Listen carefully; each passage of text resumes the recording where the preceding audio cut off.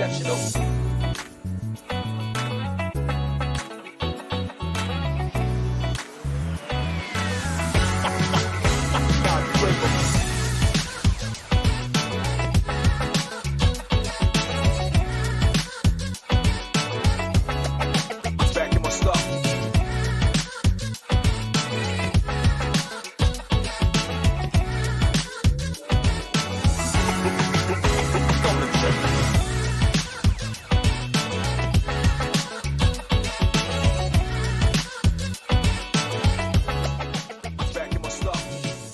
The Cincinnati Reds made 3 separate moves this week that made the team better. Moves that Jeff and I have been advocating for all offseason. We're going to tell you how the Redlegs got better by addition. We're going to tell you how they got better by subtraction. And we're going to tell you why Tyler Stephenson's stock has just gone through the friggin' roof. We're going to put you in the driver's seat coming up a little bit later and take your questions and comments on this live Aloha edition, Friday Live of Locked On Reds. Roll the intro, Jeffrey. You are Locked On Reds, your daily Cincinnati Reds podcast, part of the Locked On Podcast Network, your team every day. You are Locked On Reds, and welcome into this Aloha Live. It's Festivus, Mele Kalikimaka, all that great stuff. Welcome into the Locked On Reds podcast. We are part of the Locked On Podcast Network, bringing your team every day. I'm your host, Jeff Carr, alongside co-host Stephen Offenbaker. We have had a lifelong addiction to the Cincinnati Reds and have turned that addiction into information for you. Here on today's podcast, we're going to be talking about some exciting moves that all happened within the last 26 hours that the Reds have done that have transformed their roster. Now, are they a playoff team? No, but they are better today than they were yesterday. Steve, I am absolutely excited about this. We have got to jump in on this, but first, I got to figure out, where is your Aloha shirt? Well, I had to break my streak of Friday Aloha shirts because I figured nothing was more fitting than wearing the road Moose uniform on the day that we talk about Moose hitting the road. So I feel like this was the appropriate attire for today's conversation. Yeah, and kind of conversely, this is about the least appropriate attire I could possibly be wearing in the city of Cincinnati right now. I think it's -2, which is about 8 degrees warmer than it was like 2 hours ago. So it is. I'll send you some pictures from the beach later. Yeah, I know you will. I'm expecting that. But I tell you this, let's talk about some positive stuff, because we don't need to talk about negative temperatures, because it's all positive here today. The Reds made some really big moves yesterday. I got the chance to kind of cover the Wil Myers edition in detail on yesterday's episode, but I recorded before the Reds made probably the biggest move, and that was to let go of Moose. Moose is gone. They DFA'd him yesterday. The expectation is he's going to end up being released. Usually if you DFA somebody, that's kind of like a, come get him. We got him for sale for whatever you want to offer to us. But the team that makes the trade would have to pick up his contract. So that's not going to happen. They're not going to claim him off waivers. He's going to become a free agent, and the Reds are going to eat this money. But they knew that coming into it. And Steve, I love it. I firmly was completely surprised by it. This was a Christmas surprise by Nick Krall, who continues to make all the right moves. And this one's going to hurt a little bit. Credit a little bit to the SOB, that son of Bob, for writing the check that's a little bit bigger than it had to be this year. God, that hurt. Oh, I feel nauseous. No, listen, I didn't expect them to do this because of the combination of the $16 million salary plus the remaining, the buyout option million, I think, was for the following year. Right. So it puts the Reds writing a $22 million check right away as soon as they actually release Mike Moustakas.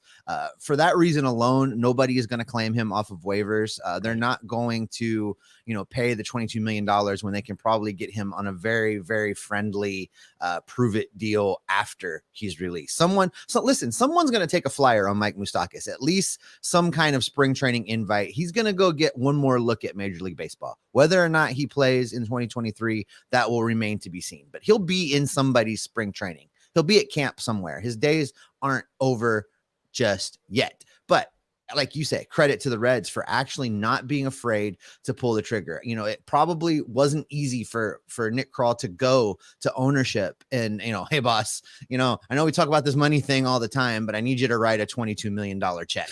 That probably was not easy for him, but it is a move that makes the Reds so much better by subtraction. It frees up spots for the young guys. It allows them to get creative with the signings they have made, moving people around the infield. It allows Spencer Steer to go into this season knowing that he could have some stability right away, playing the left side of the infield, at least until Ellie De La Cruz comes up or until Noelvi Marte forces the issue. It's Spencer Steer's show, I think, over there at third base. So this move did a lot of positive for the Reds. And, that's not for me to say that I think Mike Moustakas was a bad guy. I feel bad for him. And I know you want to get into this a little bit. Yeah, and you kind of mentioned Steer, and we'll get to what the roster looks like now that Moose is gone, because objectively, yes, the Reds are better without Moose than they are with Moose. And that money was spent anyway. Whether or not they played him, he was going to get that money. But then you talk about you're going to pay him money and you're going to also cost yourself on the back end by somebody not playing whenever he's out on the field. It made no sense to trudge him out there, because I was a little bit worried, and this is why I was so surprised. I thought they were just going to roll him out there for the first couple of weeks, maybe month, do the Matt Kemp thing where they're like, let's hope he runs into a couple and somebody wants to send us a bag of balls for him. They did not do that this time, and I am so very happy to see that. But yeah, I think that the other part of this too is I really thought about a bounce back and what that looked like for Mike Moustakas, and that was last year, if he was going to do it.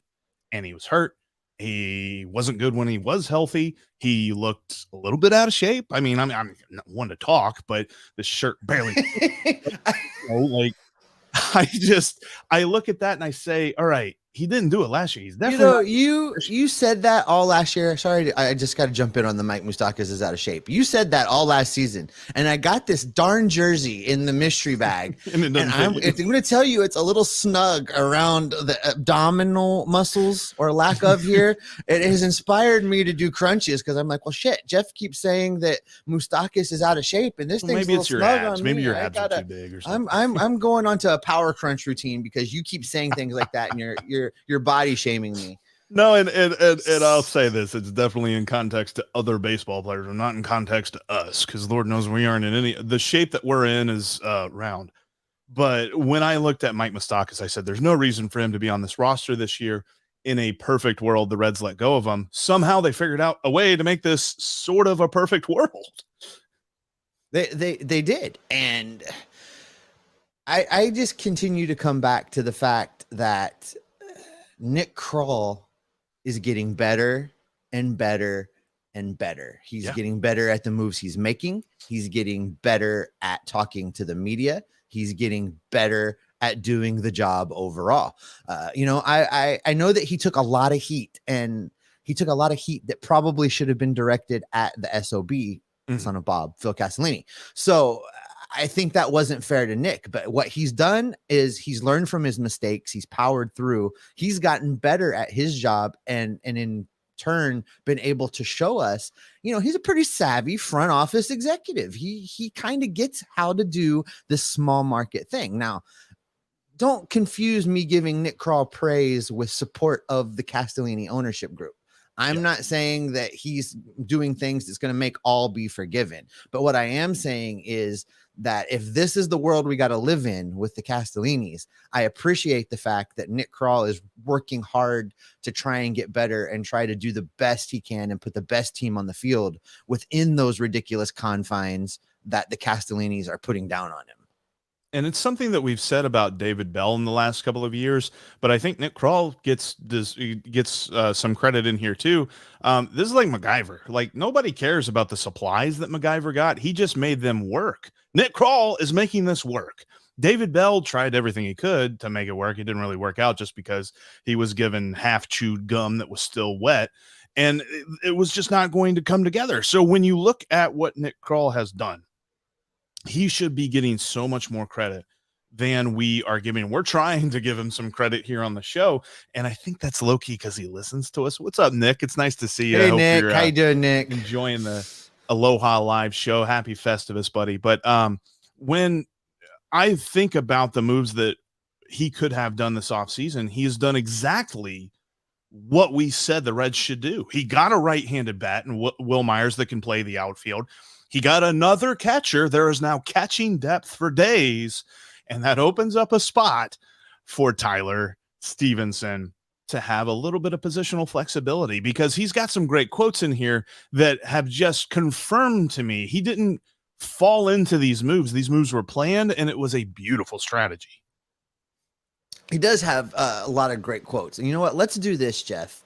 Before we get into what Nick said and what direction that takes this franchise for 2023, let's take a quick break. We're going to come through this break. And on the flip side, we're going to get into what Nick Krall said, and not only the meat of what he said, but how he said it, because I have some thoughts on that as well.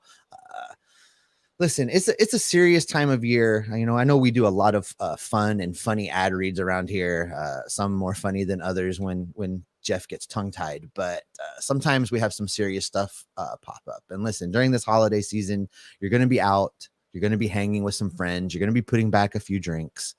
A few becomes a few too many. And as the evening comes to an end and people start to head out, you think about calling a ride, and then you think, nah, I live right around the corner. It's not that far. I can make it home okay. It's no big deal. What are the odds that you're going to get pulled over anyway, right? Well, even so, what's the worst that could happen? Your insurance goes up a little bit. You might lose your license. Could lose your job. Could total your car. You might actually kill somebody. Everyone knows about the risks of driving drunk. The results are tragic and often deadly. Most of you know I have a full-time gig as an ER nurse. I see this a lot. This is not hyperbole. This is not abstract talk. It's real talk. Drinking and driving occurs all the time, and it hasn't stopped people from getting behind the wheel under the influence. That's why police officers are out right now looking for impaired drivers to keep our roads safe and to save lives. So if you think you're okay to drive after a few drinks, think again. Play it safe and plan ahead and get a ride. It only takes one mistake to change your life or someone else's life forever. Drive sober or get pulled over.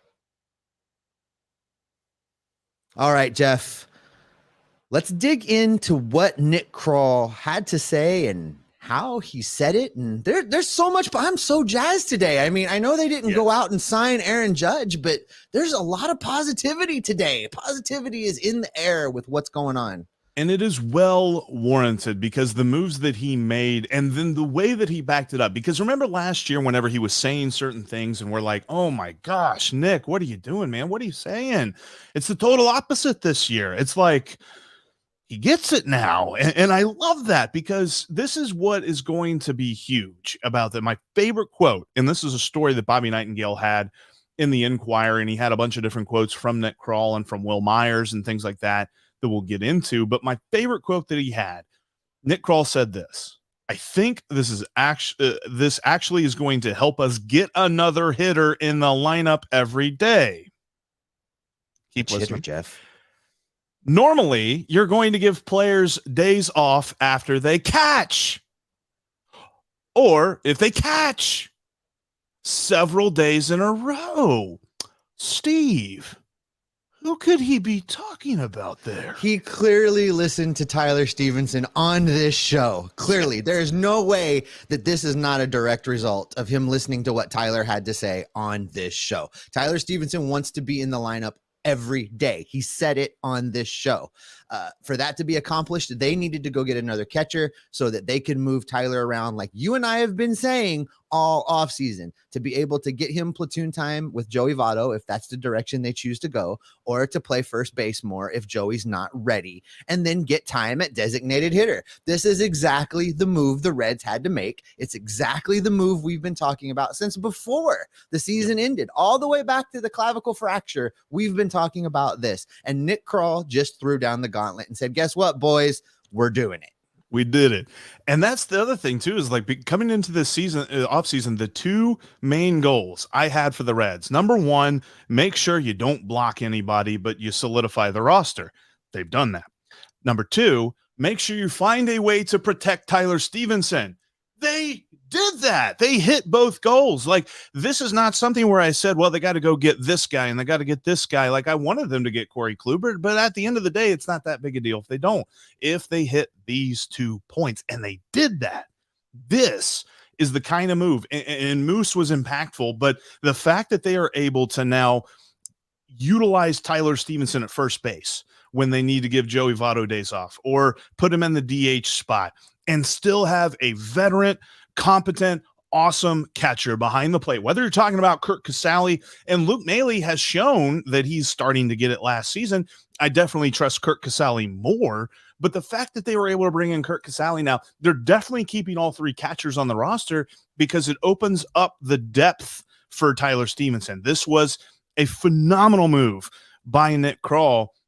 And I'm so happy to see that, you know, he's been listening to us, because he also said this as well. And it's something that we've been trying to say. Yes, we understand that, you know, we agree. We wish the Reds would spend more money, but the way that they are telling us that they're going to build their team is by developing the bulk of their roster, by taking prospects, getting them better, by trading for prospects, by drafting prospects and training them and getting them ready for the major leagues. And then they will fill within the margins.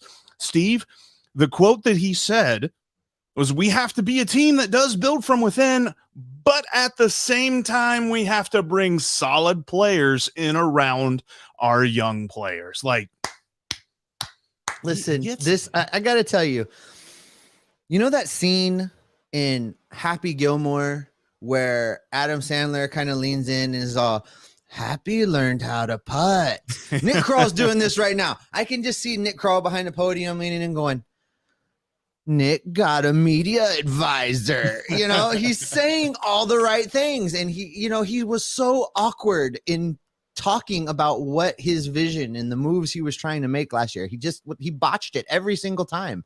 And the last few times now out to the microphone, he's been much better, and he's been able to do the thing that you need the general manager to do in the absence of somebody else, Phil Castellini, that wanted to be the face of the franchise. You needed a GM that could come out and clearly and concisely let the fans know what the front office is trying to accomplish. And Nick is starting to be able to put those words together in such a way that, I think fans can see the whole picture of what the Reds are trying to do, and understand that when the Reds make moves like this, it is actually about accomplishing those goals.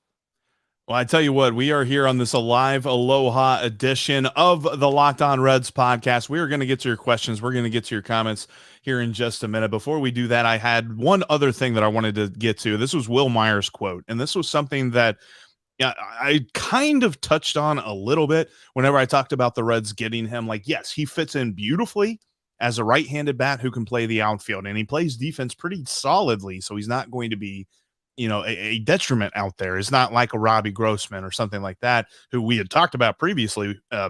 Nick Krall was kind of like, I got a one up on you guys. Just wait for it. But Wil Myers definitely fits this mold very well. But he said this too.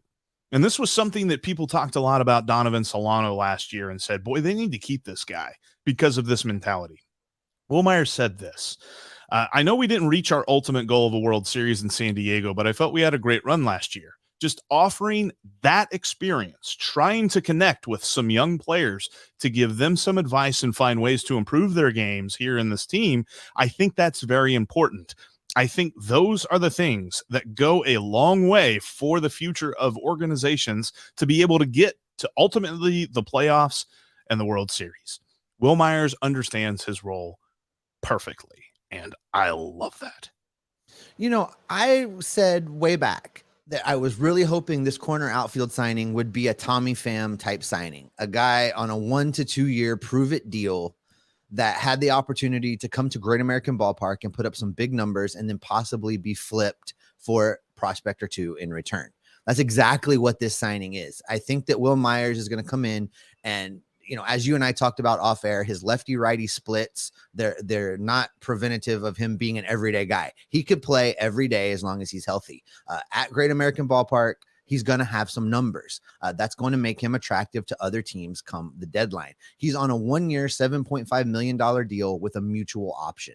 As you pointed out, the mutual option really is just an attractive little piece in trade talks because a team that gets him may be able to keep him beyond that half season. So this is a win. I think it's a win for Wil Myers to show he's still got some baseball in him.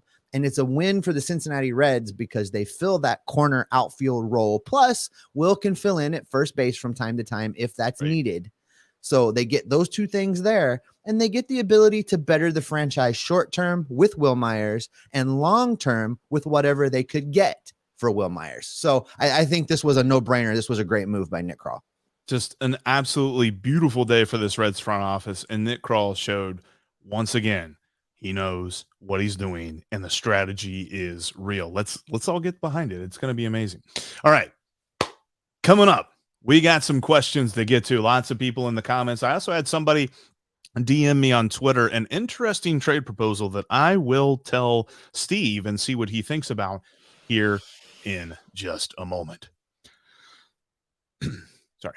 Before we get into that, though, I want to let you know that you can follow the podcast on all platforms. If this is your first time watching us on YouTube, thank you so much for joining us on this live Aloha edition of the Locked On Reds podcast. Make sure that you click subscribe and you click that bell to get notified. We're going to try to do this every week. We're going to try to be live every Friday at 1:30 p.m. Eastern time. But more than that, all throughout the offseason, we are going to be bringing you all Reds content all the time. Plus, you can follow us on Twitter. You can follow Steve at S. Offenbaker with 2 Fs, and you can follow me at Jeff Carr with 3 Fs, and you can follow the show at Locked On Reds. All right, let's start this off, and I know we've got some questions, but I wanted to drop this in here first. It's a mock trade proposal, and I find this one kind of interesting. This is from Mitch Cox on Twitter. His handle is at Mitch1712, and he said, Reds send, and this is a trade between the Reds and the Mets. Reds send Alexis Diaz, Lucas Sims, and Matt Reynolds to the Mets for Carlos Carrasco, Brett Beatty, and Mark Vientos. I'm going to tell you why I would say yes, but I want to hear what your answer is. Oh, I don't know. Keep in mind, Brett Beatty can play third base and outfield, and Mark Vientos is a corner infielder. Yeah, but the pitching hit that an already decimated bullpen is going to take in that trade. I mean, it'll be great to have young studs in the lineup, but if you're giving up 75 runs a game, I just don't know that it benefits. I mean, first off, the Mets aren't going to do this. I don't think. I think that's just way too much of a. There's way too much going on in that deal. The Mets aren't going to do this, but if for some reason, maybe. I put me down as a maybe. I don't know. I would have to really think about how they would recover this bullpen because that's a lot. I think that the Mets say no to this because the only real asset that they're getting in this is Alexis Diaz. Like Lucas Sims could be an asset, but he's got a huge question mark as to how he's going to come back from that back injury. And Matt Reynolds is fine. Matt Reynolds is okay. I don't think he has a lot of trade value, or else the Reds probably would have already flipped him because he is a guy that I'm not sure I see making this roster at this point with the moves that the Reds have made. And the guys that are in this proposal coming back, Carlos Carrasco is a dude, and Mark Vientos and Brett Beatty are both very high-rated prospects. And I believe I've heard some stuff, whether you're talking to Ryan Finkelstein over at Locked On Mets or reading some different articles from Ken Rosenthal, that the Mets have been called upon about Beatty and about Vientos, and they have been very reluctant, if like completely dismissive, of any trade proposal that includes them. So I don't necessarily think the Reds could even get one of those guys, let alone two in this deal. I think from a Reds perspective, I would do it. It would suck to lose Alexis Diaz, but I still think that the bullpen outside of Diaz is a work in progress. So you're only taking one guy out of that equation that you already know. And as excited as I am about Alexis Diaz, these Vientos and Beatty are like going to be really good players, I believe. I think that they are ready to be in the major leagues this year. It's just, well, you know, the Mets have an all-star team, so I don't necessarily know that they're going to be needed for the Mets. They have an all-star team. You know, I saw a thing, and we'll get into this next week, but just to drop it in so I remember to talk about it next week, that the Mets payroll this season is now more than the net worth of Bob Castellini. It's amazing. It's mind-boggling. Yeah. But listen, Jeff, let's dig into this comment section a little bit before our audio guys run out of time. Let's get a few comments and questions rolling here on the YouTube. If you want to give us comments or questions, drop them in if you're watching live on YouTube. If you're listening to the audio feed later, if you want to participate in these lives, you can join us every Friday, 1:30 p.m. Eastern on the YouTube feed to drop your questions and comments in as well. Carlton Van Hoy checks in, says, loves the foundation work that Nick Krall has been doing. Coupled with the trades, this sets the Reds up for a chance to compete in the division. He watched some Wil Myers videos, and Will, to him, seems like a Cincinnati guy. Yeah, I think he agrees, you know, pretty much with what we were saying, Jeff. Carlton, thanks for checking in. I agree. I think that I think this is a great fit. You know, Nick Krall did a fantastic job. And one other thing, too, about Wil Myers, one of the quotes that he had, he's like, you know, coming off a year where I was hurt, I've got to reprove myself. And if you look at his stats from the last 3 years, he's been fine. His OPS plus has been over 100 for the last 3 seasons. And that includes a shortened season in 2020 where for, you know, I think it was like 50 games or whatever, he was literally on fire. I think his OPS plus was like 150 in 2020. But again, that's 2020. You almost throw that out. But still, to see that he's still being a viable option up the plate. So I think that the Reds just really made a slam dunk move with this. And there is and we forgot to talk about this whenever we mentioned him being traded, there's a provision in his deal that if he's traded, the Reds have to pay him $2 million more. I don't think that precludes them from trading him at all. No, it doesn't, because the team that's getting him will probably pay that money anyway back to the Reds. So it won't. I don't think that'll be an issue. Steve McCoy checks in saying sometimes it's addition by subtraction, talking about the Mike Moustakas being designated for assignment. The RoboBuck checks in with a question that we didn't get to this, Jeff. He asks if Ethan Eovaldi would be a good candidate for the back end of the rotation. Maybe, but one thing we didn't talk about was Nick Krall was asked if there were going to be more free agent moves, and it didn't sound promising for there being a lot more free agent dollars. I think, and what Nick said was if they were to sign somebody else, they would have to get creative. Yes, those were his words exactly. And I took that to believe that if there's any moves that are going to be made, it's going to be trades. And I'm just not seeing what the trade is going to be at this point. Like, the only thing I could have thought of was Moose, and the move would not have moved the needle at all. So it doesn't really matter that much. So I think that what we see is kind of what we get as far as the offseason moves. There'll be some interesting waiver wire pickups in spring training. There'll be some interesting minor league signings with invites to spring training that we'll see. But honestly, and we'll talk about this in depth on Monday, the roster is really starting to take shape. It's looking pretty okay. I definitely don't think they are a 100 loss team next year. I agree. I think that this moves the needle just enough. I keep saying, Jeff, the pitching, the bullpen is really still the big question mark for me, right? Because if they can find a way to patchwork that bullpen with what I think is going to be a above average starting rotation, even if they don't go sign somebody else, this team could actually stumble its way into remaining relevant for the final wild card spot. Listen, don't get my words twisted out there, folks. I'm not saying they're going to win the division. I'm not saying they're going to make some spectacular World Series run. I'd love it if they did, but I'm not saying that. I am saying that this team is built in such a way that if everybody plays just a little bit over their head, and we've seen that happen, the Cardinals do it all the time. We've seen it happen. They could stumble their way into a playoff conversation. Mm-hmm. Yeah, for sure. And all you got to do is kind of put yourself in the, think of it like a pool or something. You got to put yourself by the edge, and hey, you might fall in. Who knows? So we'll see what the Reds can do with that. I'm encouraged by everything that Nick Krall has done, and I firmly believe that they will be better this coming season than they were last year. So, Jeff, let's take one more for the audio feed. Now, folks, if you're watching live right now on YouTube, do not go anywhere. You're going to hear us do a wrap. That's for the audio only listeners. They'll get the rest of our Q&A as a bonus episode in their audio feed, but we're going to keep going, taking your comments, taking your questions, but we're going to do one more for the audio feed before we wrap up on that side. And I think this one's for you, Jeff. This comes from Matt's CDL. And I think this is in regards to your solo show yesterday. Mm-hmm. Basically Matt's is asking is if Barrero is in a sink or swim year this year. And if he does bad, do they not offer him an ARB deal?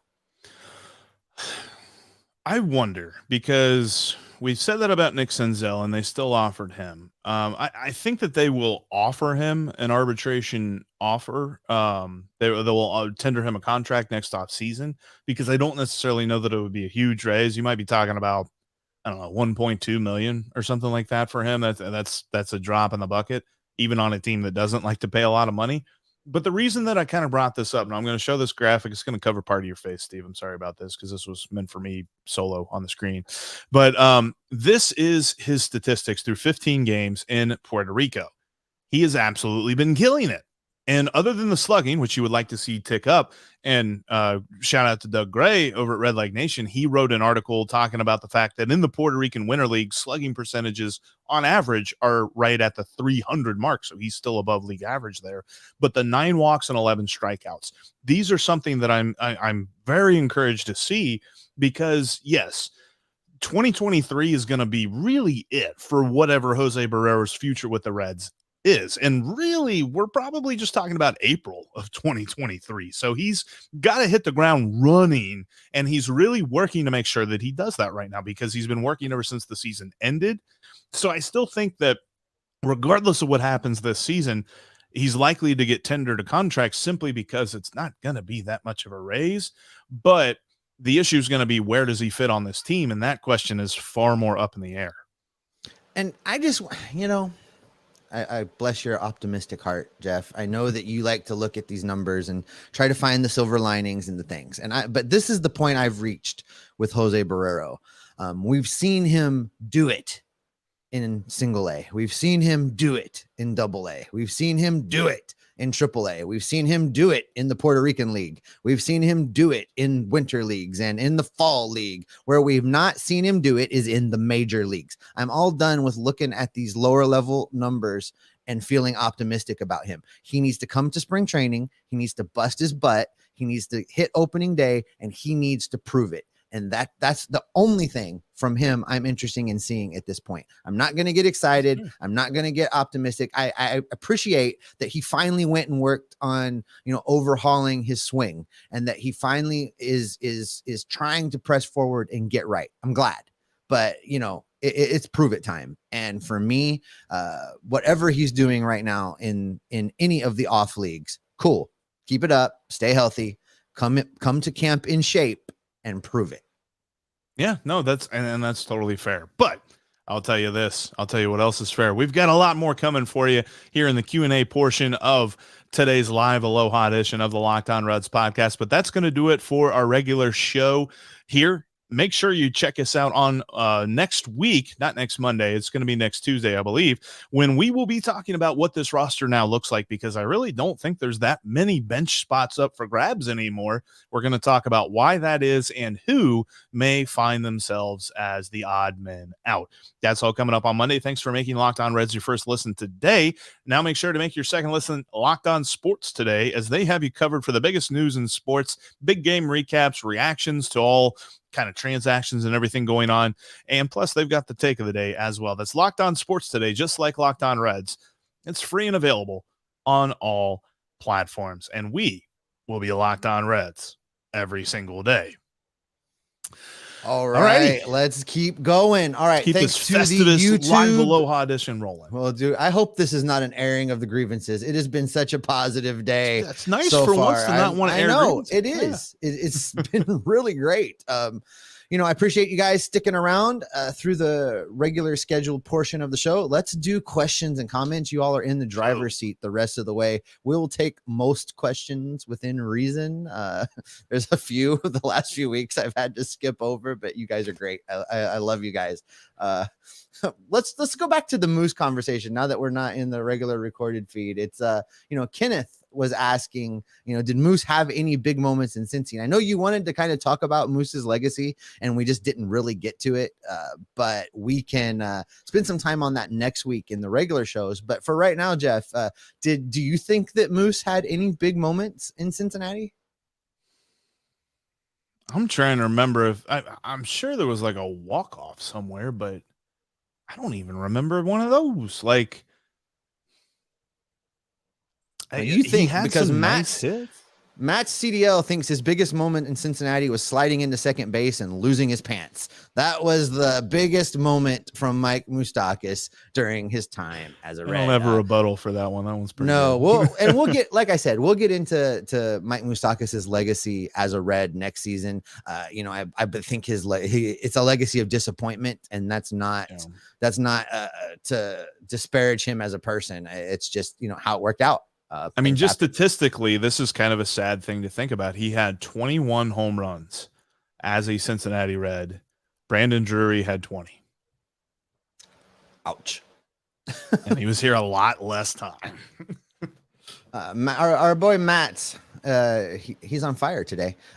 He followed that up with his projected opening day lineup. Indy at second base, Newman at shortstop, Stephenson at first base, Votto at DH, Myers in right, Steer at third, Friedel in left, Senzel in center, and Curt Casali batting ninth and doing the catching. I don't think this is the opening day lineup. I don't know who bats second, but I don't want to see Newman batting second. Yeah, and I don't think that on opening day well, okay, let's talk about this for a second. Is Joey Votto healthy? He's got him in the lineup here. So a healthy Joey Votto is starting. I'll tell you that. Yeah, if Joey Votto is healthy enough to hit, opening day in Cincinnati, Joey Votto is playing first base. I don't care what's and Tyler's going on. playing catcher. And Tyler's catching. So that lineup will get shuffled opening day. Now, if we're talking about, what things look like opening day on the average, that's not a bad lineup to run out there every third day or something. I could totally see that happening. And it's funny because I kind of poo-pooed the idea of Kevin Newman batting second, but there's not like a readily like, oh my gosh, this guy has to be batting second over Kevin Newman, but I just don't want to see him. Kenneth, who's scheduled for opening day, they're opening with the Pittsburgh Pirates. So, it's a great opportunity to come out of the gate hot.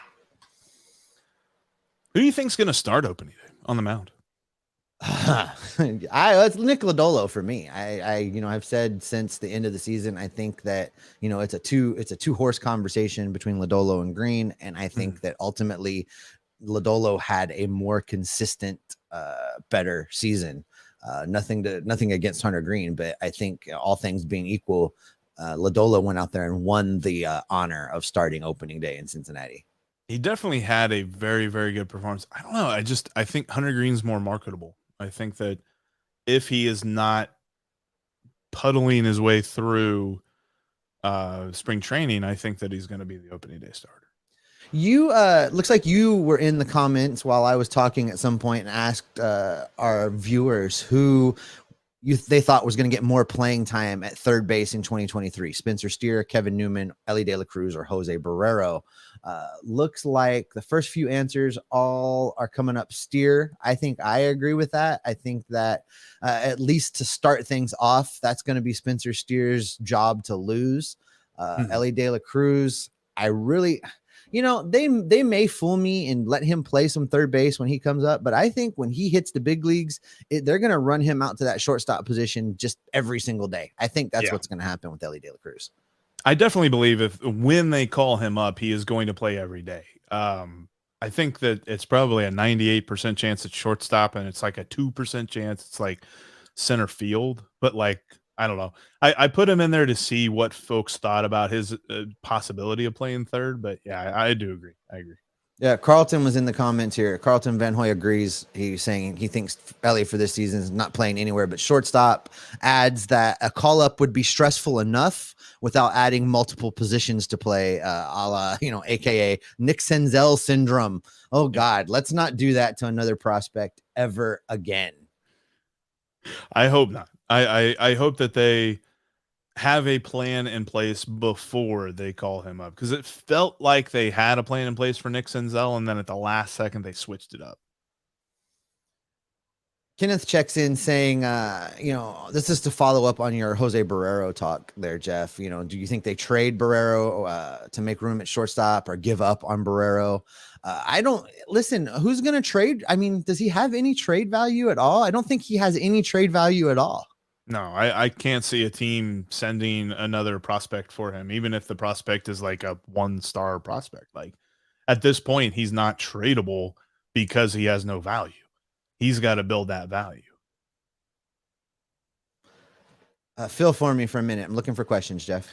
But when I really do think, and I believe that this team is so much better off if he does figure it out. And he's going to get that opportunity. If he is the Reds opening day shortstop, I think there's a better than 50% chance that Jose Barrero is the Reds opening day shortstop, supposing that he's healthy, but I don't think it's a given. I'll admit that. There's definitely a chance that you see Kevin Newman, and there's an outside shot that Ellie De La Cruz just forces his issue and says, I don't need AAA. Start me today. Like, that could definitely happen. He is that talented. I firmly believe that that's the case. So overall, I still think that the Reds are going to see what they can get out of Jose Barrero, because to say that they know what they know based on what Jose Barrero does, and there's some other organizations in Major League Baseball that have different like baseline for at bats. Like, some teams say that they don't claim to know anything about a player until they've seen 1,000 at bats from him. There's a great, sorry that took me a minute, Jeff. There's a great back and forth in the comment section that I'm not going to be able to get all up on the screen, but Matt and Kenneth and Crazy Carl are all talking about the impacts of Ellie coming up and who moves where and what do they do with Barrero. And Crazy Carl thinks that Barrero, if he's playing well, will slide to third base. There's some rebuttals about not displacing Steer. And one thought about Barrero then becoming an outfielder. In this situation, if Steer's playing well enough to hold on to third and Ellie comes up, you've got Newman on the roster. I think that's an option. I think that you could see, we've talked about where to get that other right-handed outfield at bat for needed platoons, right? Jose Barrero, a hitting well Jose Barrero anyway, could fill that role. He seemed to hold his own in the times he appeared in the outfield. He's got the range and he's got the speed. I think that if he doesn't play shortstop, Jose Barrero plays center field. And if he's not playing center field, he's not on the roster, just because that's where the roster has its demands. Like now, especially with Wil Myers in the fold, Nick Solak in the fold. Nick Solak, he's listed on Baseball Reference as he could play third base, but he hasn't played third base since his rookie season in 2019. So it's not as if that's really on the resume, but he's definitely a corner outfielder. Neither Solak nor Myers can really do much in center field. They're more of a liability there than a help. So I think that Jose Barrero's next option is center field, and that's especially if Nick Senzel is struggling at that point, because I think he'll probably be the opening day center fielder, but the Reds don't view that as he is our center fielder. They've made that clear. Yeah, I think that's fair. I mean, And let's be honest, for this to even be a conversation, for this to be an issue, Jose Barrero is going to have to come in to the beginning of this season a completely different guy than he was when the season ended. When last we saw him, he's going to have to come back a completely different guy. I don't know that's going to be the case. I'm really disappointed in how this whole Jose Barrero thing has played out. I don't know who's at fault. I don't know if it's just an issue of, he truly was just, as we say sometimes, a 4A hitter. Maybe that's the case. Maybe the Reds screwed him up by bringing him up from Prasco during that COVID year and exposing him to major league pitching when he was still trying to figure things out. Maybe that's part true. Maybe it's a little bit of all those things. Maybe it's a little bit injury. Maybe it's a little bit, misuse. Maybe it's a little bit just he peaked his talent level. I'm not sure. I am reluctant to, we always talk about taking the over. We always talk about, what bets we would make. I don't know that I would bet on him coming back suddenly having figured it out. I think I am definitely, and he's going to have to show me that he's a new guy, and he's going to have to show me over a long period of time. I'm not going to come in after 7 games if he comes out hot and be like, see, there he is. We knew he was going to be. I'm not doing that. He's going to have to have a significant period of prove it for me to really buy in to Jose Barrero being a long-term contributor to this team. I'm going to tell you what I've seen from the different highlight videos in the Puerto Rican Winter League, that it's going to be interesting when folks watch him in spring training and hopefully whenever he's playing good in the regular season as well, is because he has made a couple of key changes to his swing that he just looks more confident. That was something that I noticed at the end of last year. Was it seemed like he was searching, and it seemed like when he swung at pitches, only half the time was he sure that he wanted to swing at that pitch in the first place.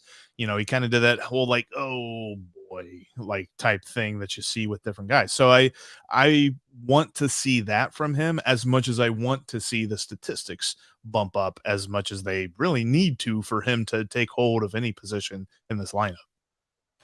Austin Bowley checks in with a good question. Does John Sadak cease to make Seinfeld references whenever Newman comes up to bat? Listen, first of all, I love John Sadak. He's a friend. I get to hang out with him each time I come back to Cincinnati. I love John Sadak. That being said, the first few weeks of the season, you are absolutely going to hear a lot of Newman. It's going to happen. I think that will eventually tamp down after a couple weeks. Now, if we're going to talk about just the first 2 weeks of the season, Jeff, whatever the number is, I'm taking the over on the number of Seinfeld Newman references. I'm fully expecting and looking forward to Kevin Newman's first at bat whenever John Sadak says, "Hello, Newman." Yeah, it's definitely going to happen. Evan Maurer in the comment section says trade Alexis Diaz. Jeff, I feel like that's a personal attack on you. If they could get that kind of a deal from the Mets, I'd do it, because those are some crazy high prospects, and Carlos Carrasco being in this rotation would fit the mold for the veteran guy that would hold down the back part in the 4th or the 5th spot.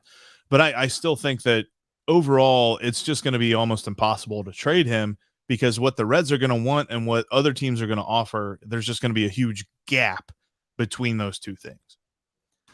This is an interesting comment, and you and I have talked off air about some of these things, but let's do it. Let's do it on the show. Carlton Van Hoy, he's more hyped about Myers than Newman. The addition of both also takes some of the clubhouse issues and pressures off of Jonathan India. Carlton goes on to say that he's not saying that India can't lead, but it's nice to have some vets in there as well. India has talked about this, Jeff, and you and I have talked about India talking about it, but I don't think we've done it on the show, where basically India is like, hey, I'm in my 2nd year and I look around and I'm like the veteran around here. I think that may have contributed to India's reluctance to ever come out of the lineup when he was hurt.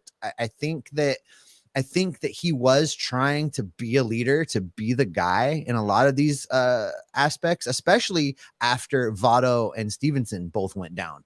Really, truly left India being the guy. And I agree with this. I think these veteran signings help guys like India psychologically be able to focus more on the baseball and worry less about being the captain. I'm putting air quotes around captain. I'm not saying they're going to make India the captain, but you know what I mean?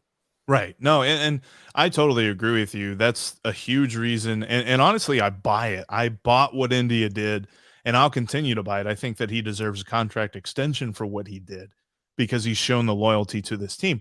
But I do agree as well that you need that veteran presence. I don't think that a general manager ever makes a move specifically to add that to the locker room, but he kind of looks for that in peripheral. And that's what Wil Myers brought. I mean, that's what that quote said. He said, I can't wait to be that guy, to kind of impart my experience to younger players. And something that, we don't talk about enough simply because you really can't quantify it, but you just know that it's there, is the feeling of winning. Something that teams lack, and especially a team that has been through a perpetual rebuild for pretty much my entire life, lacks the idea of a winning mentality. So if you don't do it, you got to go get people who have done it. And Wil Myers has done it. And Curt Casali has seen it with the Giants and with the Mariners and stuff like that. So I'm intrigued to see the experience that they can impart on these younger guys who, while they're also getting their feet wet, trying to be established as major league ball players, are also learning what it means to win in an environment where last year they lost 100 games. You can't do it by losing. You have to either win or get somebody who knows how to win. And the Reds are trying to at least do one of those things. Jeff Kenneth checks in and says he just doesn't believe in a 6'5" shortstop. They get older, they get thicker. That's absolutely true. But right now he's not old. He's not older. He's not thicker. And he is their shortstop. He's going to be their shortstop for the next few years. This point, listen, Kenneth, your point is understood. And it's a good point. There will come a day probably when Ellie De La Cruz bulks up. He's going to get a little bit slower. He's going to get a little bit bigger as far as muscle mass goes. And he probably becomes the third baseman. That's kind of the evolution. Think Suarez, body type, not defensive ability. I'm talking about body type. Suarez did the same thing. Suarez was tall, lean, even a little lanky at first. And then he bulks up, gets big, moves to third base, and couldn't go back to short. So yeah, this point's well taken. But for me, Jeff, I say you play him there until you don't play him there. Right. Or like A-Rod. A-Rod was a big dude. Everybody knew at the beginning of his career. Really? That's right. Where we're going with that. There's a reason he moved to third base. Yeah. Never mind. I'm sorry. I'm not. Scott Campbell says aloha. I say aloha back to Scott Campbell. Kalikimaka. Poofy haired fancy boy, just because this is fun, says, how we looking, Jeff? How we looking, Jeff? Definitely better today than we were yesterday. I'll say that. That's absolutely right. Evan Maurer, I think this is directed at me. Why wouldn't you trade a bullpen piece on a super team friendly contract on a non-competing season who has a 3.1 WAR? I would not trade Alexis Diaz. This is about Alexis Diaz. I wouldn't trade him. I wouldn't trade him right now. I know relievers are a fickle, up and down breed of baseball player. I know that, it's running a risk of him going out and having a bad year, as relievers do, and then his value dropping. I don't think that's what's going to happen. What we saw from Alexis Diaz from beginning to end was an upward arc of improvement. I think he comes back this season, continues that arc, raises his value, and then you have a serious conversation next offseason about uniting him with his brother in New York or whoever is willing to pay the most. But I think trading Alexis Diaz right now is selling short. I think that it's not allowing him to hit his peak in value for what the Reds can get in return. There's a thought that I've also had about this, and it's a non-quantifiable thought, but think about what happened to the Brewers last year. Whenever they traded Josh Hader, that bullpen fell apart. And it wasn't because they had to move everybody up and, they had to figure out who was going to be the ace of the bullpen and all that stuff. And then you move everybody up a chair. I think there's just something about having that stabilizing presence, whether or not that guy pitches that night. There's just this calm over the bullpen, and the Reds have that guy. Alexis Diaz is that guy. So what do the rest of the bullpen, how do they fall in line this season is going to be an interesting thing to watch out for, because in years past, they haven't had that guy. You have to find a dude who's got a hot hand, like a Heath Hembry, for like a month, and then he falls off the face of the earth and gives up 12 runs in like 2 appearances, and then he's gone. You lose it. But Alexis Diaz doesn't do that. And how does it affect the rest of the bullpen?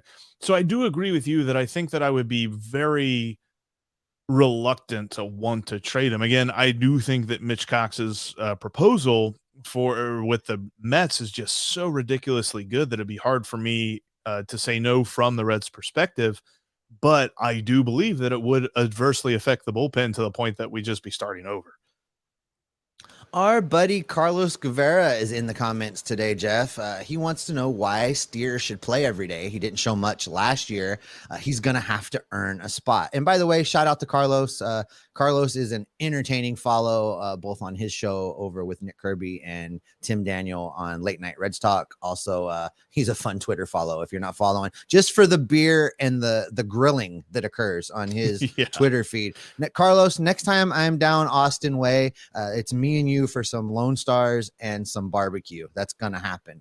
But to your point, Carlos, you're right. He's gonna have to prove it.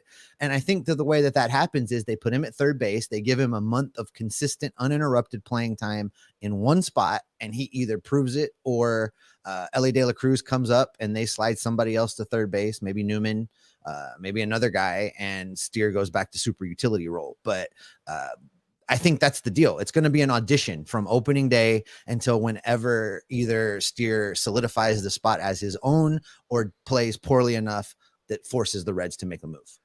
And I liked what I saw from him. You can point at batting average and things like that and say that it wasn't very good. I'm going to point to his plate discipline and say that a dude who just came up to the major leagues still was able to maintain a batter's eye.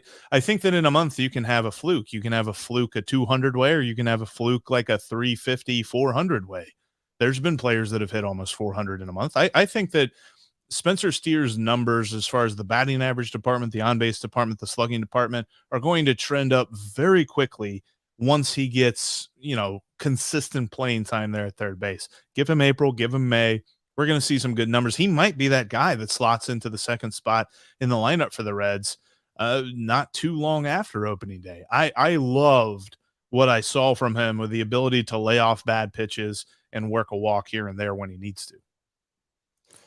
Carson checks in and says, should Nick Senzel get traded to the Dodgers for prospects after the signing of Wil Myers? Well, first of all, Nick Senzel has absolutely no trade value whatsoever. Nobody's even, I don't think anybody trades anything for him. I mean, maybe you get somebody else that has a failed prospect and want to do a change of scenery swap. But beyond that, there's no trade value. We have a tendency to do this as fans where we're like, well, let's go trade that guy. He's terrible. Well, he's terrible. Nobody's going to trade for him. It's not, if we see that he's terrible, everybody else sees that he's terrible. And listen, I don't think Nick Senzel is actually terrible. I think that there's been a series of unfortunate events with Nick Senzel that have contributed to where we are today. And for sure, I still, in the just recesses of my mind, hold out hope that somehow Nick Senzel shows up and turns a corner and becomes that guy we always thought he was going to be.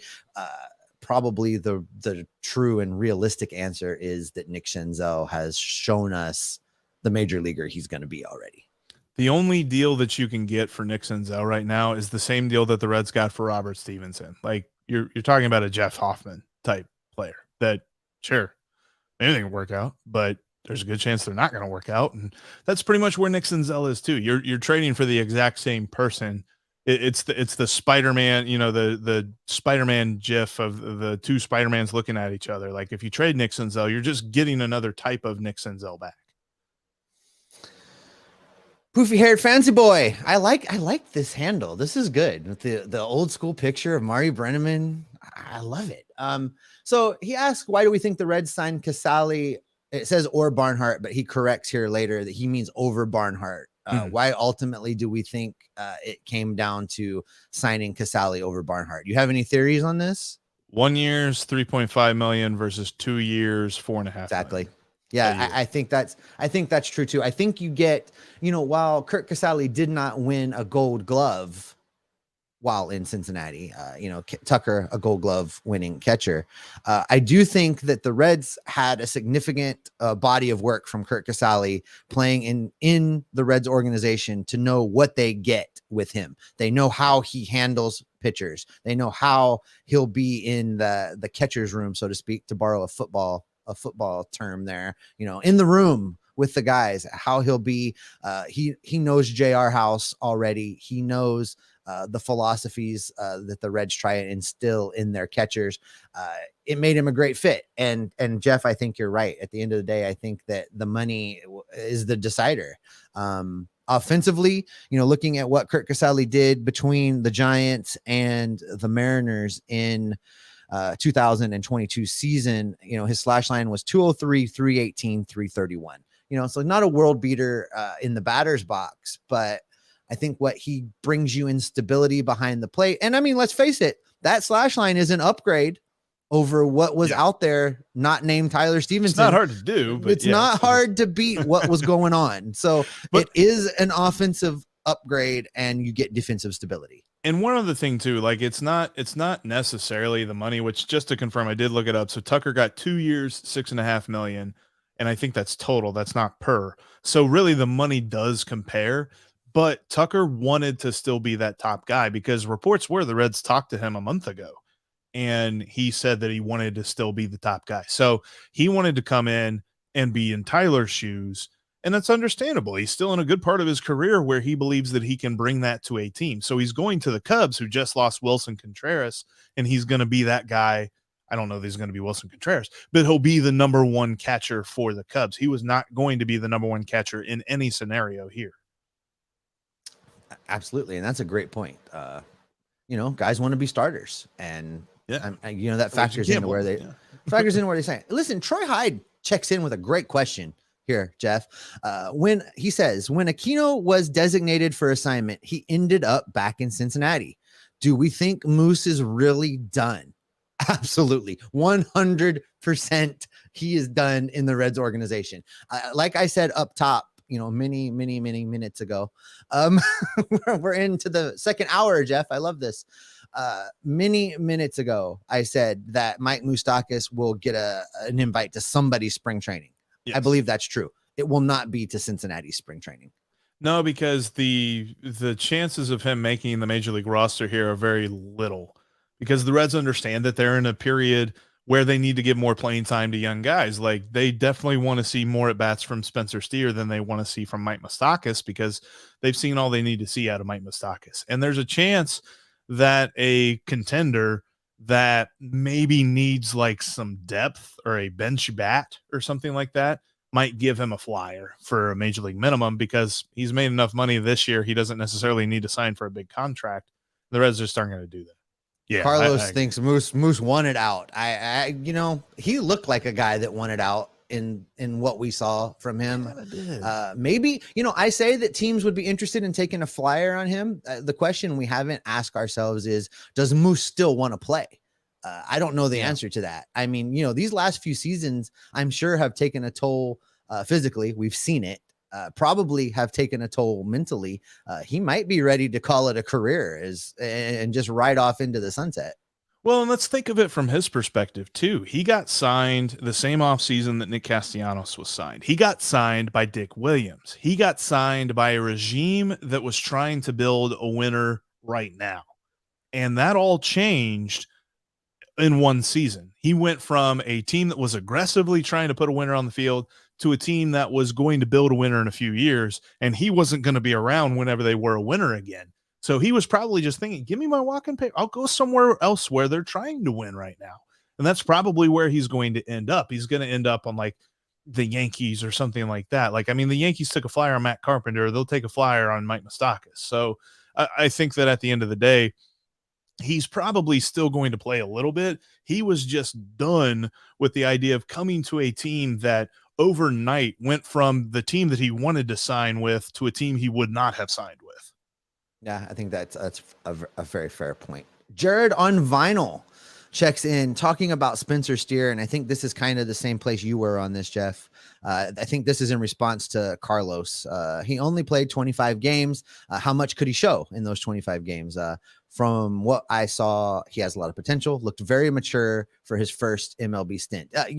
I came away from that when I interviewed him before he got called up. He's a very mature, put together guy. I think that, and that's why I don't discount what Carlos said. He does need to earn his spot, but it's open right now. There's not really anybody he needs to go take it away from. If you're going to plug somebody in there, since we're going to plug in a new third baseman, I think it should be him, and he should play well enough to keep it. But I don't think we're in the earn it phase. I think that, he has to fight to keep it. But if I got to pull somebody out of the air to plug into that spot, for me, starting the season in 2023, it's Spencer Steer. 100%. And I also, and I love that conversation that you had with them. If you have not checked it out, if you're talking some Reds here with us today and you haven't seen Steve's conversation with Spencer Steer, it's in the folder on our YouTube page called Lefty in the Bullpen. And it was a great chat. Spencer Steer is a good dude, and I'm looking forward to seeing more from him. But yeah, like really the options that you have at third base are Spencer Steer, guy you need to see more from, Noelvi Marte, guy who's probably not ready yet, Carlos Encarnacion Strand, guy who may be ready, but you don't know because he hasn't played any major league playing time, and Newman. Ronnie Snyder. He says the Moose killed the Reds as a Brewer and the Moose killed the Reds as a Red. Go figure. Go figure. That's not fair. That's not nice. That's funny though. It is a bummer to see. Like, I think it was Bob Nightingale tweeted the statistical difference from him in Milwaukee to him in Cincinnati. And I think he hit twice as many home runs as a Brewer than he did as a Red. So it was like, great. That's wonderful. Carlos, final wild card spot, hot take alert. I really believe that. Listen, I think they could stumble into it. I think that they could get there. I'm just not saying that it's absolutely gonna happen. But stumble into it like the chances, the chances of you stumbling into a gym on January 1st. Wow. Oh my goodness. And I mean you, Steve, not Carlos. Carlos, I know. It just. Joel is worried the Reds will lose nearly every game after the trade deadline, just like they did last year. No, they're not going to trade anybody this year. They're going to trade anybody. They might trade Wil Myers. Yeah, Wil Myers, maybe. Who else? Newman, if he has any kind of a first half, maybe. And let's even consider that for a minute. He was a guy that the last couple of years was rumored to be a trade chip by the Pittsburgh Pirates, and they never traded him. And the Reds got him for nothing. So I don't know that there is an ability for him to prove, like, unless he does go out and do the Drury and hit 20 home runs in the first half, I don't think there's any trade value for Kevin Newman outside of like a flyer single A prospect guy who's outside of an organizational top 30. Jeff, unpack this one for a minute. Poofy haired fancy boy says Jeff is the David Bell of this podcast. I hope I talk more interesting than that. I could talk like David Bell. I think I'd lose my job if I talk like David Bell, but yeah. Oh, Greg checks in. Now with Farmer and Moustakas gone, should Nick Senzel compete for a job at third base instead of center field? Thoughts? And Merry Christmas. Merry Christmas to you, Greg. Listen, there's a scenario here where Nick Senzel, if he can just be healthy and somewhere above league average, maybe a 115, 120 OPS plus. I mean, that's good for this team.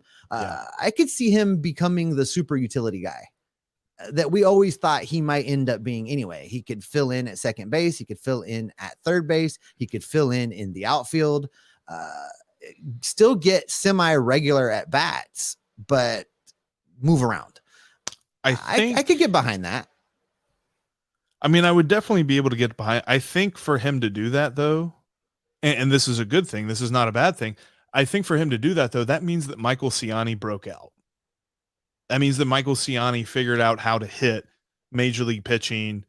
And I mean, obviously, defensively, Michael Ciani is very well. He might be probably the best defensive outfielder that the Reds have with Aquino gone. But I think that he's got to figure out the hitting thing before he gets enough playing time to warrant considering moving Nick Senzel. Just right now, the Reds don't have another center fielder on the roster. It's like Nick Senzel is the de facto center fielder, not because he has shown the ability to be that guy, but because there's nobody else on the roster who has.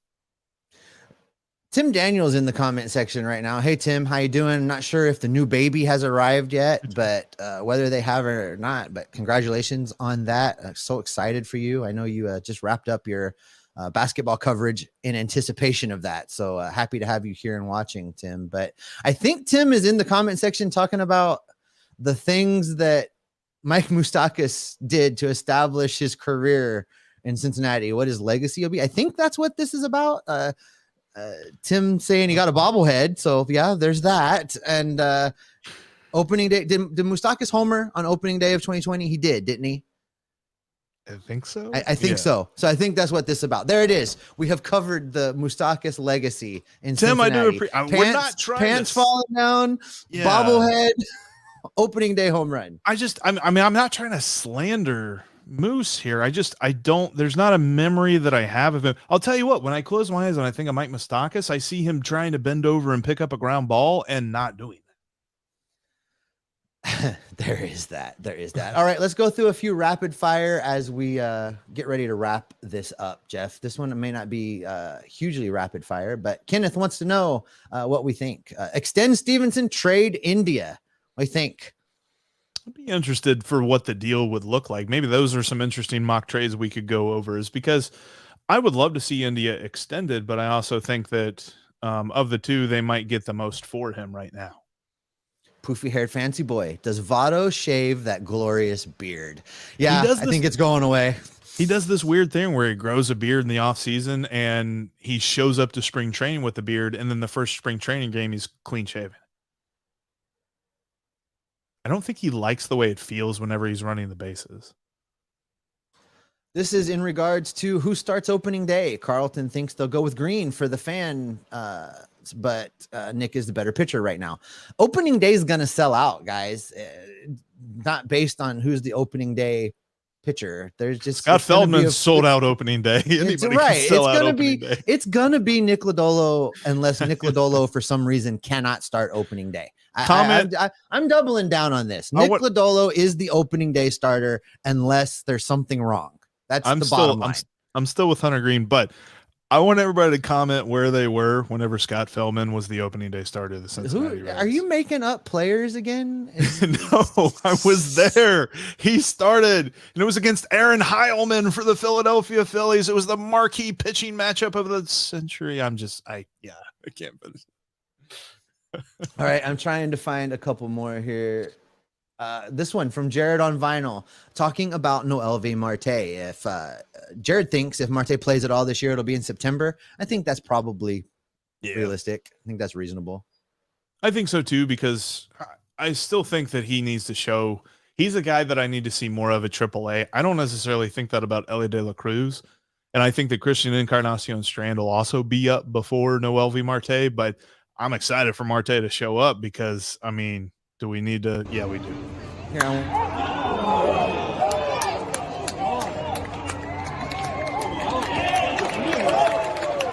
Yeah, I had to. Whew. Here, I want you to yell at Joel for a minute. Should Ellie try center field at all? I would like it. I would like it. What are you talking about? No. But stop it. They don't have a shortstop right now. So, I mean, the only reason that he plays center field is if Jose Barrero takes off, and that's not going to happen. So I think that he plays shortstop. Wow, you're just wrong. No, I'm done with this. Shortstop, third base, left side, infield, enough. That's where Ellie is playing. Done with that. Let's not do that. Speaking of Noelvi Marte, how did he do out in Arizona? We did a whole episode on this. If you jump back into the archives, you can see a rundown on everybody and how they performed out in Goodyear for the Arizona Fall League. Listen, I'm not going to sugarcoat it. All of the hitters were pretty bad during the Arizona Fall League. Nobody really went out and had a stellar performance. The exciting part of Noelvi Marte's Arizona Fall League experience Yeah, well, there's that. And he played third base. This is where he made the transition over to third base. He played third base pretty exclusively during his time in Arizona, and he is now a third baseman. Yeah, we can officially label him no longer as a shortstop, but as a third baseman, and that's where his future is. And I think that's why we'll probably see Spencer Steer for most of this year, but Noelvi Marte is the third baseman of 2024. All right, let's take one more before we get out of here. Let me see if I can find us. You guys have been great. This has been awesome, and I'm glad that everybody joined in with us here in this Christmas weekend. Looking forward to the weekend ahead, and as cold as it is here in Ohio, I'm sure everybody's inside. I hope you're not watching us outside. If you're outside, I'm sorry. Let's wrap up with this. There's a conversation about who should be untouchable down here in the comments, and some of the names being thrown around: Green, Stephenson, Lodolo, as being untouchable. And then Carlton comes with this. Here's the honest take: no one is untouchable if they're really the build from within model. If someone wants to overpay in prospects, they should trade. Okay. Yeah, that's the sad truth in this model. Almost everybody should be untouchable. I think I go a step farther and say this. There are a couple guys that this team needs to identify and sign to extensions, with the thought process being we're going to keep them around. They're going to be the stabilizers. They're going to be the faces, and we're going to churn around them, build around them, bring in prospects around them.